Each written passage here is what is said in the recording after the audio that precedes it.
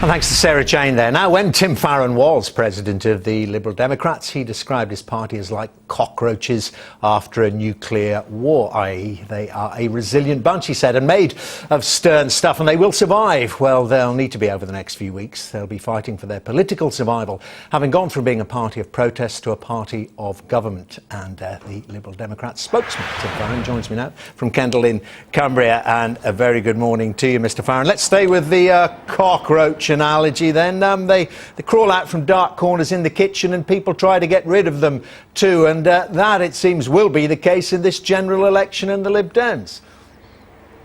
Well, I think the point I made, and others have made as well, is that we're a resilient breed, so we'll stick with that side of the analogy. I think my take as I go around the country, here in Westmoreland, but I've been out in the West Country, in South London, in places like Manchester, Southport and others, the response I'm getting on the doorstep is indeed one of clear Lib Dem resilience, where we have the strength and where we have infrastructure, hard-working volunteers, good MPs, good candidates, good records on the ground, then we're doing very, very well.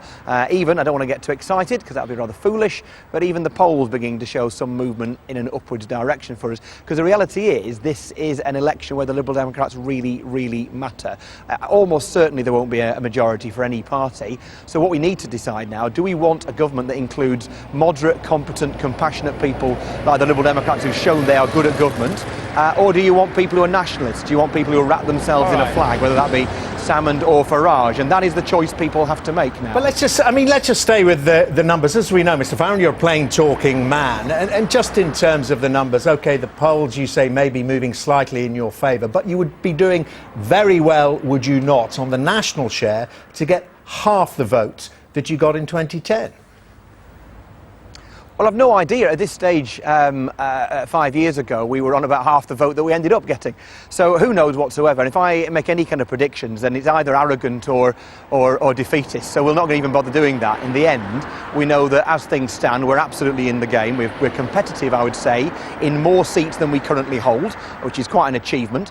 And we are surely in a situation where Britain desperately needs us. You're either going to get a Conservative-led government that wants to cut more than is sensible, causing misery across the country and unfairness, or a Labour government that's proven that it is not capable of governing without crashing the economy again. And add into the mix, you could get some nationalist or separatist who wants to wreck the United Kingdom. So what you need is Liberal Democrats. You desperately need people who are moderate, who are sensible, who are compassionate and competent and have a proven track record of government. And the only way to make sure you get that sensible element in government is to vote for it, and more people seem to be doing so. I mean, are you saying there's been no damage from being in government, from being in coalition? Didn't you say that the Lib Dems would be tarnished for a generation? No, of course. Well, I mean, many of us warned in advance. It was right. I, by the way, voted for us to go into coalition. I think it was right to do that. But many of us recognised in advance that this was doing something that put the national interest before the party's interest. And of course there's been an electoral damage. I'd have to be a complete idiot not to acknowledge that. But I think actually after 5 years, people have begun to see that what we've done was incredibly brave and incredibly good for the country. And that's why you're seeing an uplift in our support over the last few days and weeks. And so, yeah, absolutely we did something that was against our own interest, but in the national interest. Having said that, what will be in the national interest again after May the 7th is to have Liberal Democrats in government, and that will only happen if people do the right and bold thing again and vote for us. So there is still appetite for government. I mean, there are those, and you must have talked to them as well, I've talked to some of them within the Lib Dems, who say, well, in actual fact, we might be better to have a time in opposition to rebuild our credibility. Well, in a sense, that's up to the electorate, but I also think it's far more important that we remember that that can sometimes seem terribly tempting when life is tough in government. Just remember what happened to the Tories after 1997, or what's happened to Labour since 2010. Going into opposition to recuperate never works. It makes things worse, and you should want to be in power. There's nothing grubby about wanting power. Wanting power is about changing people's lives. Here in the South Lakes, we fought the Tories here so that we built 1,000 more council houses. They tried to stop us, we built them, and there's 1,000 families here who have a home because Liberal Democrats did right things and got into power. I don't think there's any such thing as a noble defeat. If you lose elections, you don't have the ability to change people's lives, to build the green future we want, the millions of new homes that we need across the next 10 years, to be able to build a future that is fairer. So we give more tax cuts to those people who are lowest paid and stop the tax cuts that George Osborne has already said this morning he wants to give to the rich. If you don't get into power, you can't do those good things. But also you need a recognised and respected leader. And back to the cockroaches again, after this election, you might be one of the only senior cockroaches standing. Nick Clegg, Danny Alexander and the likes might go. Well, in any election, all of us, me included, it's a 0-0 draw at the moment in every single seat.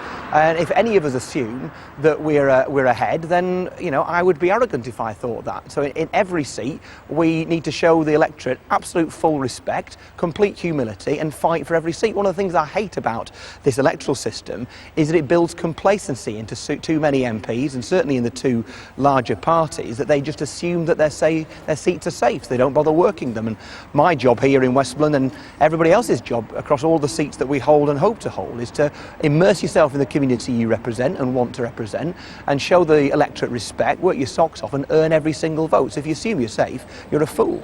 Yeah, but it's right that the electorate know, and I'm sure you will agree it was right of me, for instance, to ask George Osborne about his leadership ambitions, given that Mr Cameron said if he wins he won't serve a full term. And the question goes for all the parties, don't they? Because we see your leaders standing up at those debates, and we want to know if they're going to be still leading the party in a few months or a few years' time. Now, if Mr Clegg does go, you would throw your hat in the ring, wouldn't you? Well, look, the election we're facing in, 32 days' time is the biggest one for this country for many years, the hardest and toughest one for the Liberal Democrats in a generation. If I give any headspace whatsoever to what happens afterwards, then that is foolish and disloyal, and I haven't got the energy for that. My focus is entirely on making sure that myself and my colleagues up and down the country win as many seats as possible, because that's what matters for Britain. You know, you think about what the situation the country is in at the moment. We're getting out of the recession and the mess that we inherited. Whether you blame Labour or the bankers doesn't matter. What matters is that it was a horrendous mess, and the Lib Dems have helped us get out of it. But we're not out of the woods, and if any of us start speculating about what you might want to do personally in some, unpredictable future, that's really stupid. It takes your eye off the ball, and we actually have to work together as a team instead and make sure we get the best possible result. Well batted off there, Mr Farron, about your leadership ambitions, but they're well known within the party. You'll be aware of what Paddy Ashdown had to say about it to me not so very long ago. Let's just have a quick listen. I liked him. I think he's a great campaigner, but I think his well-known ambitions would be better served with a little more patience and a little more judgment. So Paddy Ashdown knows about your ambitions. Everyone else does too.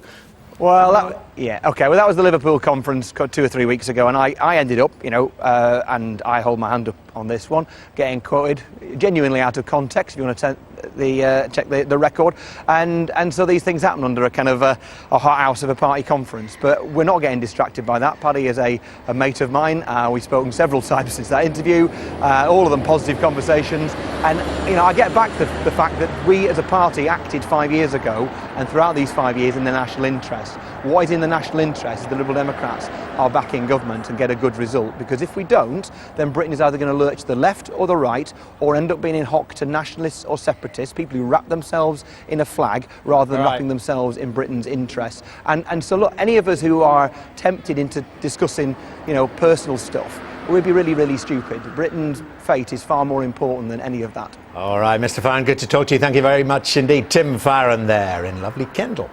Now, coming up on